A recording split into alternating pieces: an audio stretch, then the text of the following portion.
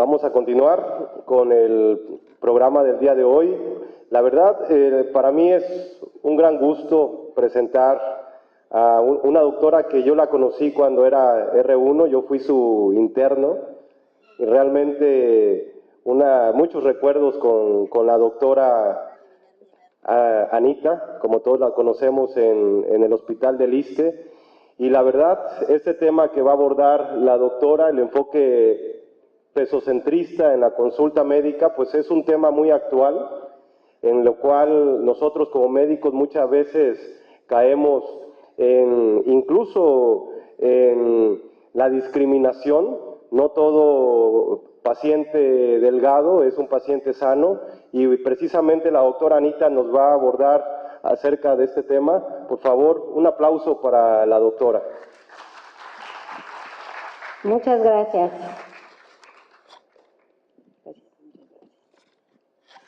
Bueno, pues inicialmente tuve un poco de dudas si iba a ser polémico no hablar de un tema como este, pero la verdad es que el día de la inauguración del curso, el lugar en el que estuvimos, en el Museo de la Ciudad, estaba rodeado de banners y de cosas que hablaban pues de temas parecidos a esto, y en medicina, como todo ha ido evolucionando, pues también estos conceptos de los que vamos a hablar hoy. Ya me cayó la del señalador. Sí, de veras. Muy bien, bueno, mi inquietud por hablar de este tema surgió de una experiencia que tuve precisamente en la marcha 8M, cuando el 8 de marzo, en la marcha para celebrar el Día Internacional de la Mujer, en medio de muchas protestas y muchos reclamos sobre violencia e injusticia social, tomó el micrófono una chica que solicitaba, el grito de las mujeres, justicia por, como ella lo relataba, pues haber sido víctima o haber vivido en una consulta médica esta parte de la discriminación pues ligada al peso o a la estética. La chica comentaba cómo había acudido con un ginecólogo por tema de irregularidades menstruales y cómo salió de esa consulta, pues en lo que ella relataba parcialmente ofendida, tal vez voy a decir, por haber sido señalada, tratada e incluso recetada para su problema de sobrepeso u obesidad, sin ninguna resolución respecto al problema ginecológico que la había llevado a esa consulta. Y cuando me metí a buscar más a fondo, me sorprendió la cantidad de información respecto al tema y cuántas historias, así como la de la chica, pues rectifican que realmente es un problema médico-social al que nos estamos enfrentando.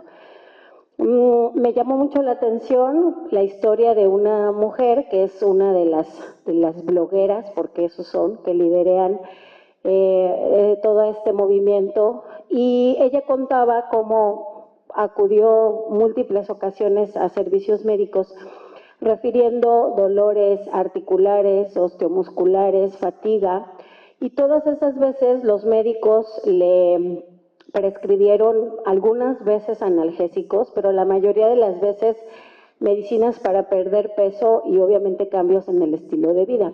La última vez que ella ingresa al hospital lo hace en una condición muy crítica de salud, es diagnosticada con lo que ella refiere ahí como insuficiencia renal, y tienen a bien diagnosticarle que la causa de su problema es nada más y nada menos que una nefritis lúpica.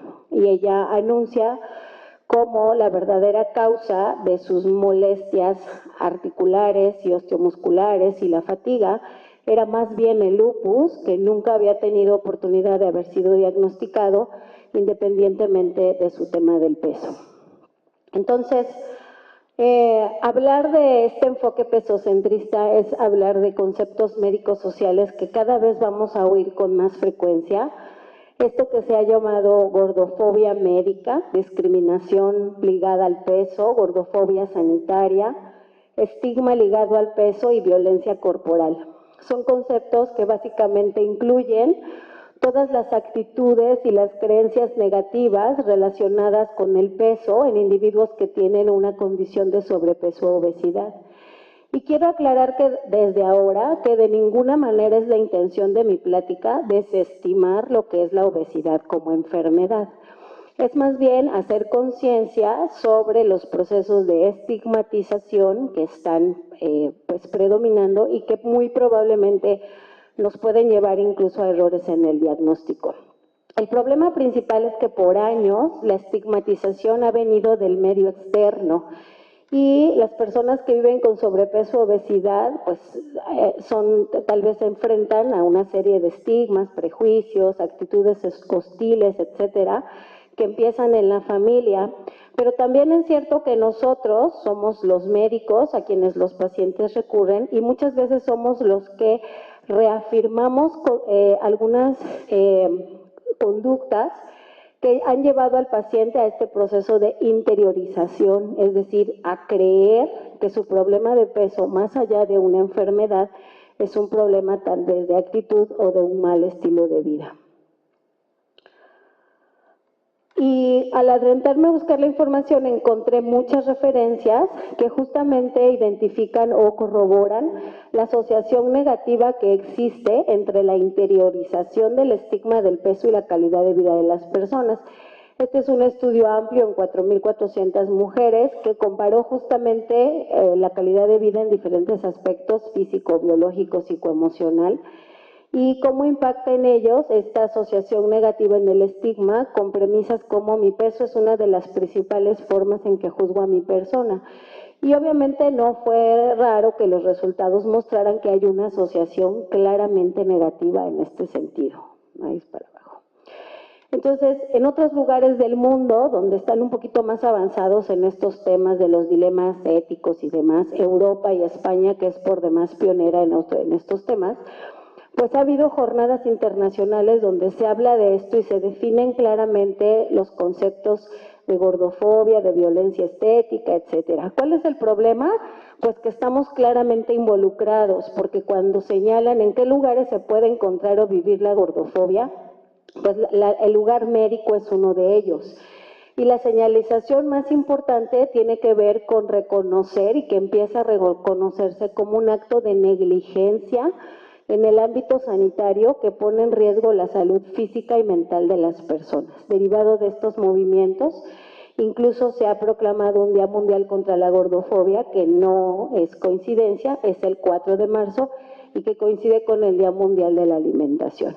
Entonces, este concepto engloba muchas circunstancias que están relacionadas con un problema de estigmatización, en donde se nos acusa, y más adelante veremos si con fundamento o no, de ejercer una medicina que promueve más bien la delgadez más que la salud, una medicina en la que se ve a la obesidad como un enemigo a vencer, y esto da cierto estigma de discriminación. Se nos acusa de estar sesgados como profesionales de la salud y de no investigar la dolencia o la enfermedad en las personas con sobrepeso o obesidad, ¿cómo se haría con una persona delgada? Se ha conceptualizado como ser la expresión de una cultura que criminaliza el sobrepeso y la obesidad, desestimando a las personas que la padecen, lo cual les niega a un trato digno. Pero más allá de lo que se puede decir por un conjunto o un colectivo de mujeres, me di a la tarea de investigar qué hay respecto.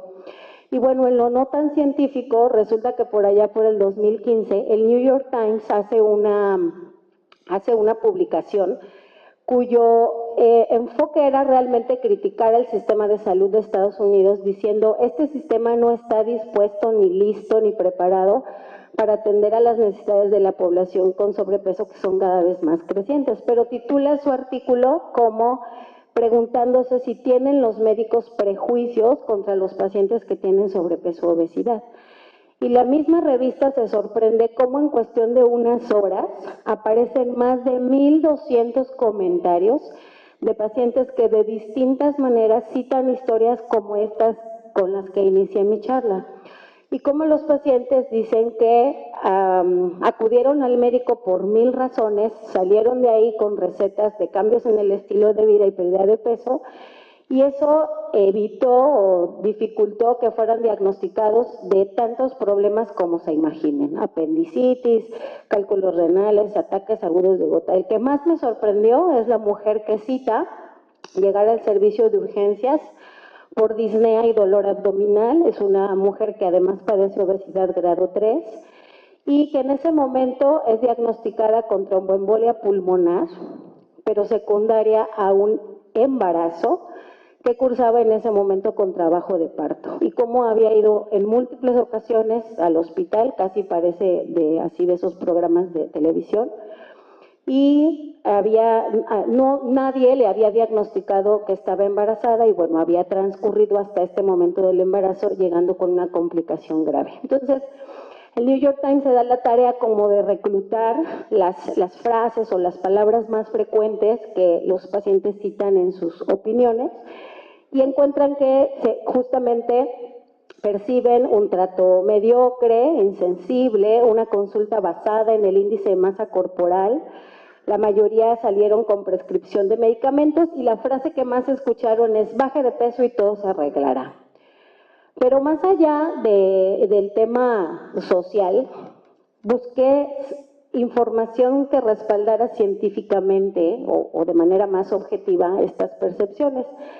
Y resulta que la doctora Gunsun es una médica de Johns Hopkins que tiene una amplia experiencia en enfermedades crónicas y metabólicas y un interés particular en estudiar el impacto de la obesidad en la relación médico-paciente. Y en los múltiples estudios que ella hace, llega a estas conclusiones que podrían llegar a sorprendernos, donde dice: efectivamente, el paciente que padece sobrepeso o obesidad, primero se le destina menos tiempo en la consulta. Los pacientes pasan menos tiempo los médicos pasan menos tiempo con estos pacientes.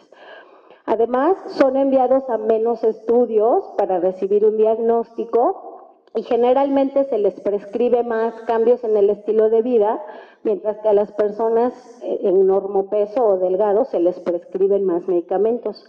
Hasta 15% de los médicos se niegan a tratar a personas que tienen sobrepeso o obesidad, sobre todo si se trata de temas quirúrgicos. Estos pacientes visitan más médicos tratando de encontrar un mejor trato y acuden más al servicio de urgencias, pues por no tener resolución a sus problemas. Entonces, hablar del enfoque pesocentrista es hablar en que por mucho tiempo hemos creído que el concepto de salud y peso son equiparables y que guardan una relación directa. A través de los años hemos establecido como una relación lineal el peso con la salud y la presencia o no de la enfermedad.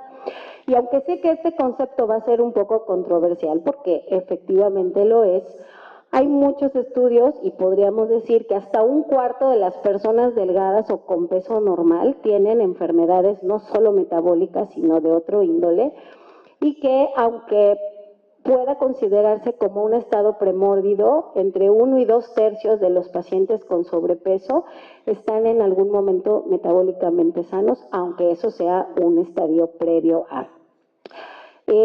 Como dije, la intención de la plática no es desestimar la enfermedad, sino hacer una mirada al enfoque que hacemos respecto a ella.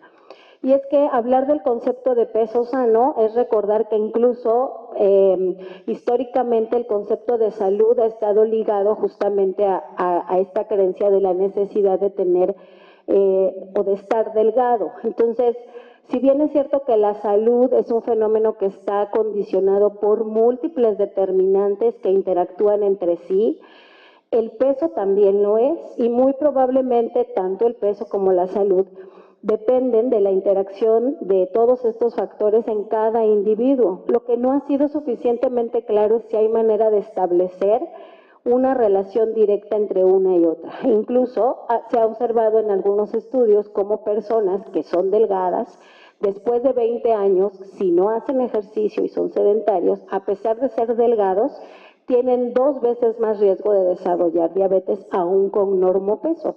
Por lo tanto, no es nada nuevo pensar que independientemente del peso, los hábitos son mucho más importantes en las personas.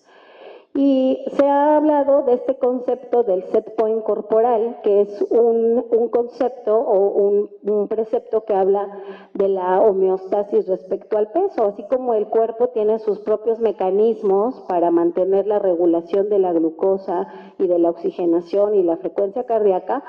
Bueno, el set point corporal es justamente este proceso homeostático que mantiene a la persona sana a pesar de un cambio en el rango del peso. En 1995, en la Universidad de Massachusetts, se hizo un experimento o un estudio donde se reunieron 23 personas con normopeso y 18 con sobrepeso o obesidad grado 1, que habían mantenido en los últimos 6 meses su peso estable.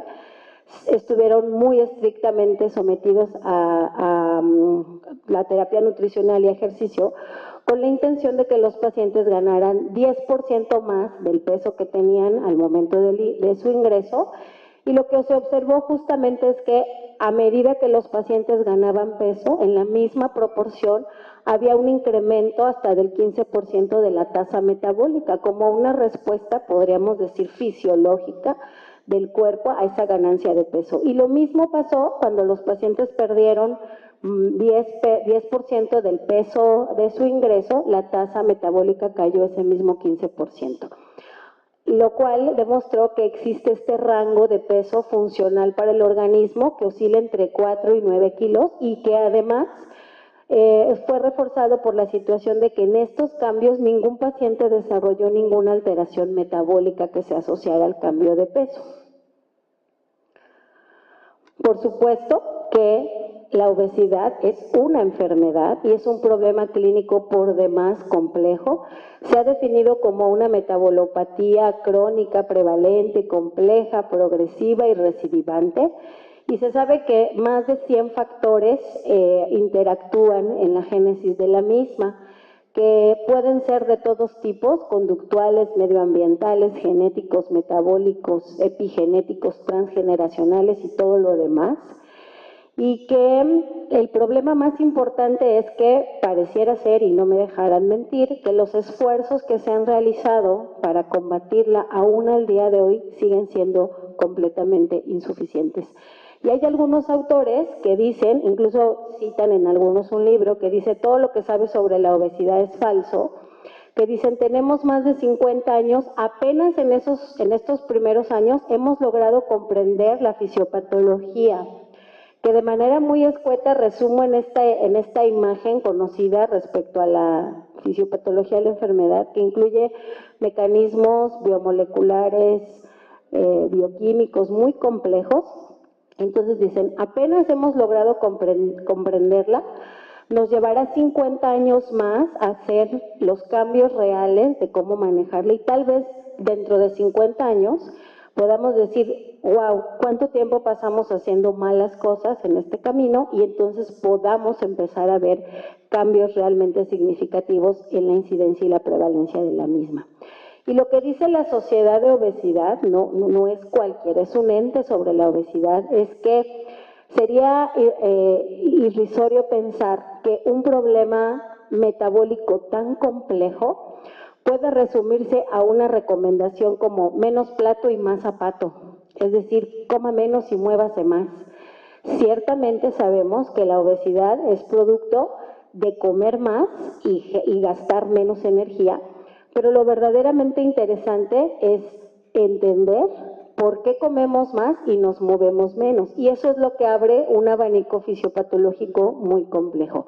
Por lo tanto, la Sociedad de Obesidad de lo que habla en realidad es un cambio en la narrativa respecto a la enfermedad y dejar de pensar e incluso dejar de hacerle creer a los pacientes que la enfermedad se trata solo de un mal estilo de vida en el que pareciera que es una elección o una cuestión conductual que superpone la idea de que el paciente está así por falta de autodisciplina y responsabilidad personal. Y que a lo que nos lleva esta frase que tal vez no sea muy clara aquí, pero les voy a leer, que dice, decirle a una persona que tiene obesidad que coma menos y se mueva más, es exactamente igual o equiparable a decirle a una persona con depresión que tiene que hacer algo que para animarse o que le eche ganas, ¿no? Incluso eso ha sido catalogado como ofensivo, tratar de decirle a alguien que tiene depresión simplemente que le eche ganas, cuando requiere la participación de múltiples equipos que le ayuden a vencer esa enfermedad. Y la obesidad no dista mucho de eso. Me llama la atención cómo, por ejemplo, ante los pacientes, los problemas oncológicos, bueno, tenemos hasta un Instituto Nacional de Oncología, donde equipos multidisciplinarios trabajan como un engranaje perfecto para darle batalla a una enfermedad tan compleja como es el cáncer. Y no sé, no recuerdo, tal vez lo desconozco, si exista, pero creo que no, un instituto, un hospital, una entidad donde haya un manejo multidisciplinario de la obesidad como debería ser. Tal vez lo más cercano son los grandes institutos como nutrición, pero no son hospitales enfocados a tratar la enfermedad, pues tal vez como lo requiriera.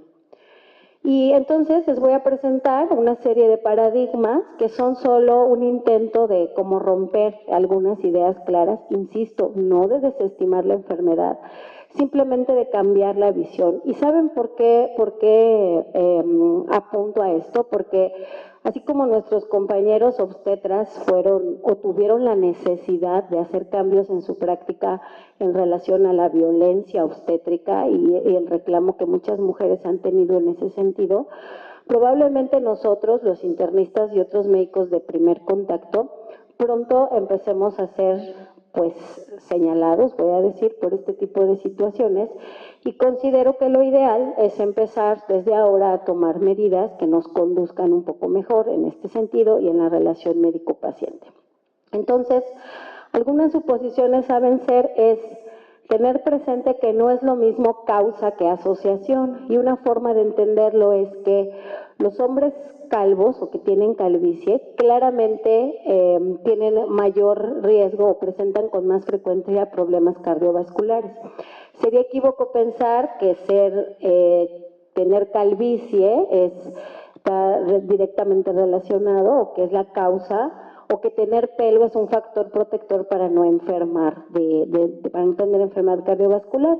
La realidad es que el exceso de testosterona en sí es una condición bioquímica que causa enfermedad cardiovascular y también la calvicie, pero la calvicie en realidad con la enfermedad cardiovascular es una asociación. Entonces, la obesidad como enfermedad compleja se asocia a múltiples patologías, pero no existe aún la evidencia de que sea la causa directa única. Pero nosotros sí le vendemos al paciente a veces esos conceptos en nuestro consultorio, cuando hacemos de menos la interacción con muchos otros factores. Una suposición más que a veces materializamos es decir que solo la adiposidad supone un riesgo mayor de mortalidad. Y muchos estudios, incluso uno publicado en el New England, muestra que exceptuando los extremos del índice de masa corporal, es decir, en los extremos muy bajos o por demás muy altos, por supuesto que el riesgo de mortalidad incrementa, pero que aquí en los extremos, tanto en hombres como en mujeres, entre los 22.5, 25 y hasta 27 en ese sobrepeso, no existe clara evidencia de que eso como tal aumente el riesgo de mortalidad. Incluso otros estudios y de buena calidad con cortes de pacientes muy amplios han visto que los pacientes que ya llegaron a diálisis o que ya están post-cateterismo o que tienen situaciones complejas de salud infecciosas en unidad de cuidados intensivos, etcétera, viven más y resisten más aquellos pacientes que están en rango de sobrepeso que aquellos que están en normopeso y delgados. Y probablemente tenga que ver con ese set point corporal en el cual el cuerpo aún conserva sus mecanismos homeostáticos para defenderse mejor. Una premisa más es suponer que solo la adiposidad se relaciona con un mayor riesgo de enfermedad. Y claro que sí, el tejido adiposo últimamente está creciente la investigación sobre su acción y su papel metabólica y toda su implicación, pero pareciera que Más allá de únicamente el tejido adiposo por sí mismo, lo que más resulta en mayor riesgo de enfermedad es la interacción de factores que tienen que ver con la inflamación, donde la adiposidad es uno de los factores, pero no el único. También la liberación de neurotransmisores, el estrés de la inflamación por estrés de bajo grado, etcétera. Y que el verdadero problema o el mayor problema en las personas con sobrepeso o obesidad tiene que ver con los ciclos muchas veces interminables de pérdida y reganancia de peso, en donde esa reganancia está relacionada a niveles más altos de inflamación e incluso en la gran corte de Framingham se vio, que los pacientes tenían peores desenlaces cardiovasculares y una mayor mortalidad, entre mayor eran las fluctuaciones del peso. Así que sí por la adiposidad, pero más allá de eso, por el ciclo interminable que los pacientes tienen de ganar y perder peso.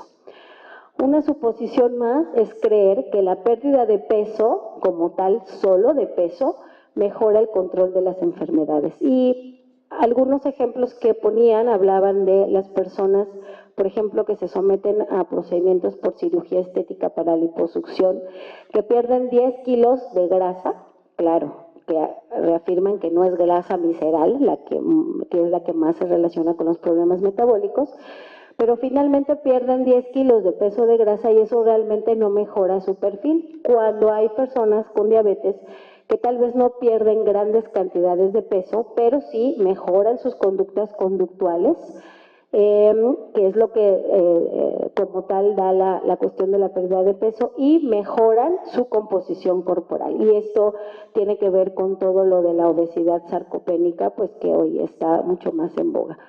Se puede pesar lo mismo, 60 kilos, pero que 40 sean de músculo y 20 de grasa, o al revés, que 40 sean de grasa y 20 de músculo, y al mismo peso, la condición metabólica del paciente es muy distinta.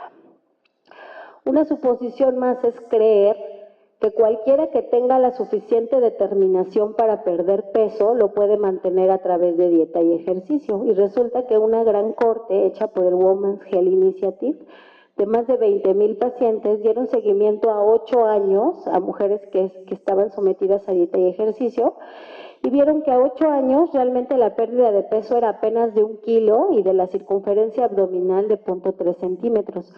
Y esto no quiere decir que las personas no habían bajado de peso, sino que la reganancia es mucho más frecuente, que ocurre de 1 a 2 tercios, ganan de 1 a 2 tercios del peso perdido en el año siguiente, y casi todo el peso perdido dentro de los primeros 5 años. Y esto incluso pasa hoy en los pacientes con cirugía bariátrica. A pesar de que logren perder enormes cantidades de peso, la reganancia es un problema real que no tiene necesariamente que ver con esta falta de determinación para mantenerlo. Y finalmente, la última suposición, en el creer que la persecución de la idea de la pérdida de peso es una meta práctica y positiva.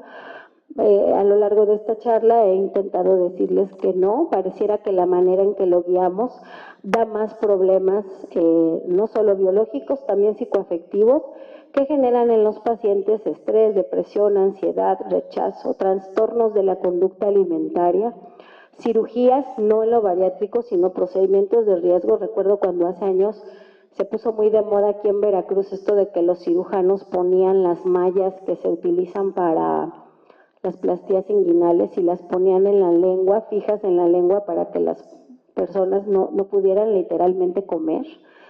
Y es eso, a lo que orillamos a los pacientes, a buscar suplementos que son hepatotóxicos, nefrotóxicos y que muchas veces pues, llevan a los pacientes a una condición más grave de salud.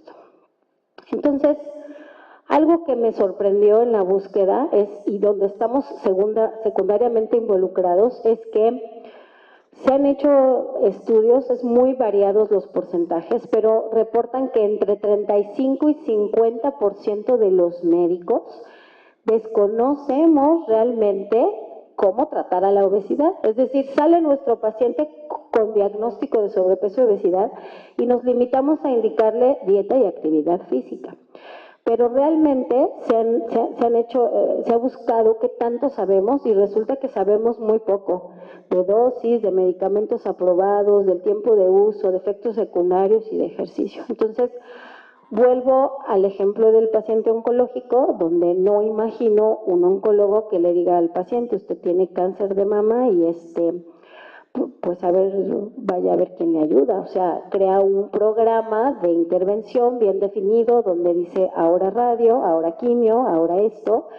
Y pareciera que los doctores, que los médicos en relación a esta obesidad compleja no tenemos como tanto. No quise ahondar más, pero dentro de las investigaciones dicen por ahí que con la vara que midas serás medido.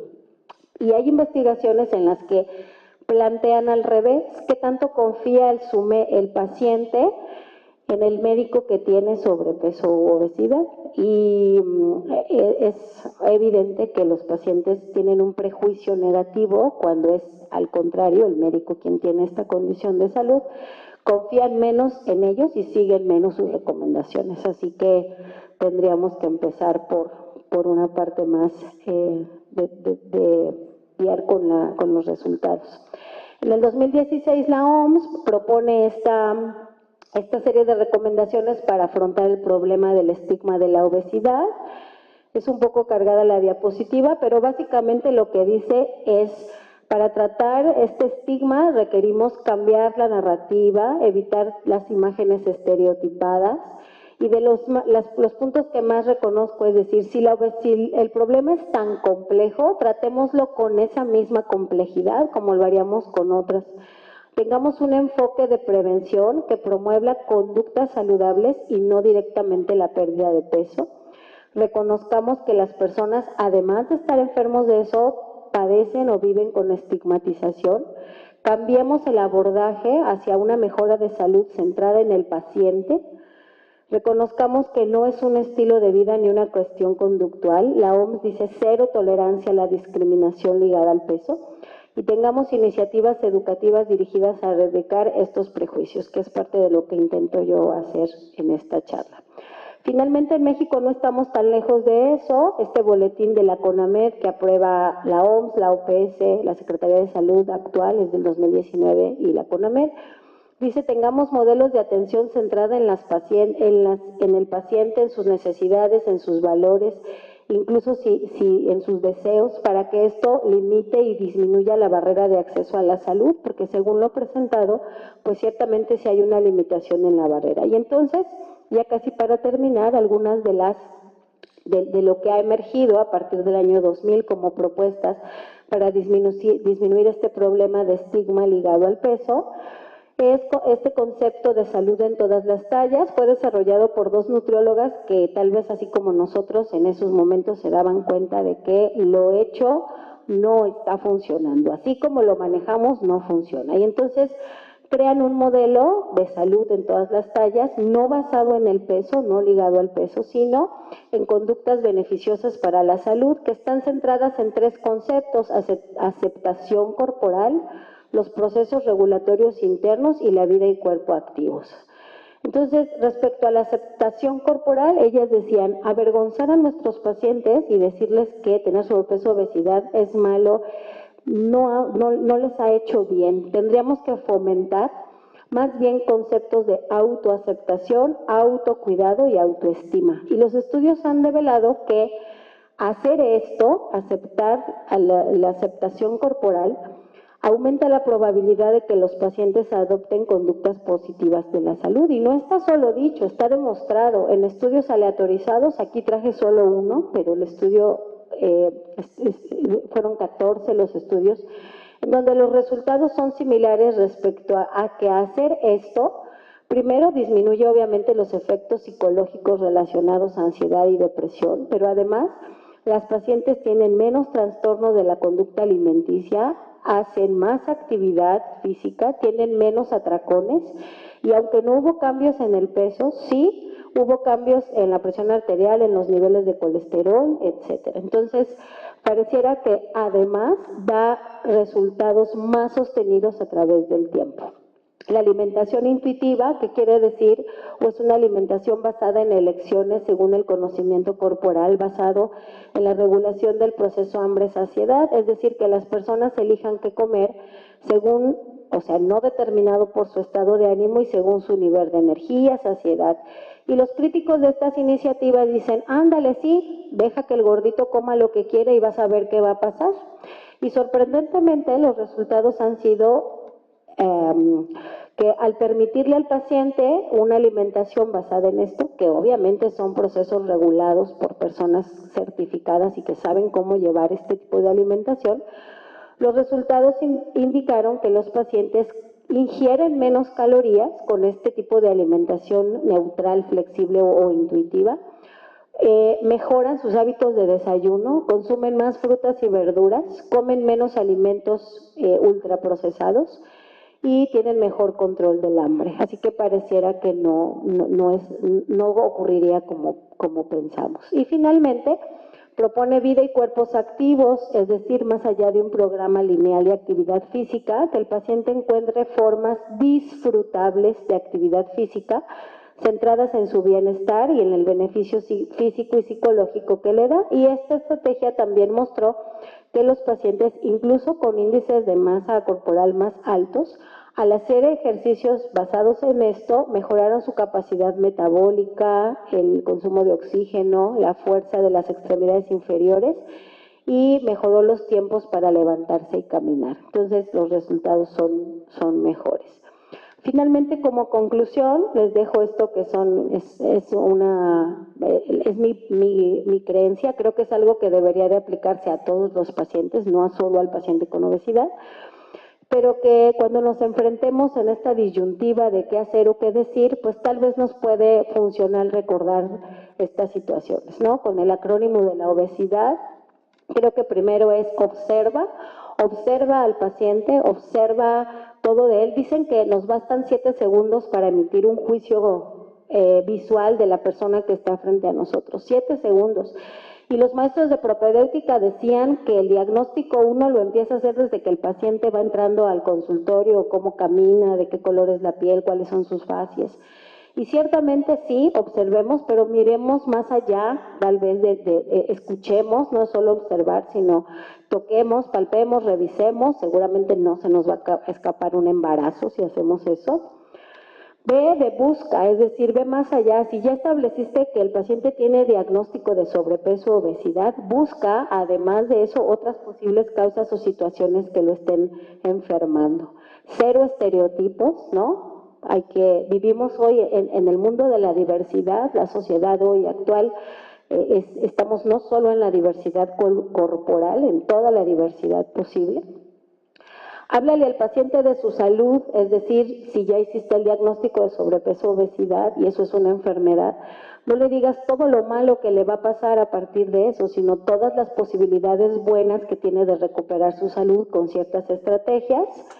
Individualiza, que pues es un concepto básico de la medicina. Dignifica, es decir, más allá del peso o del índice de masa corporal, recuerda que frente a ti está un ser humano que tiene necesidades, una historia, creencias, situaciones socioeconómicas diversas. Atiende, diría yo, íntegra e integralmente, ve al paciente como un todo. Y finalmente, dale confianza y esperanza, que salga de tu consultorio creyendo que a pesar de que tiene un diagnóstico o una situación difícil y compleja, hay algo que hacer para mejorarlo, porque ciertamente lo hay y que en tus manos, en lo que esté en tus manos, estará la posibilidad de que sea así. Muchas gracias.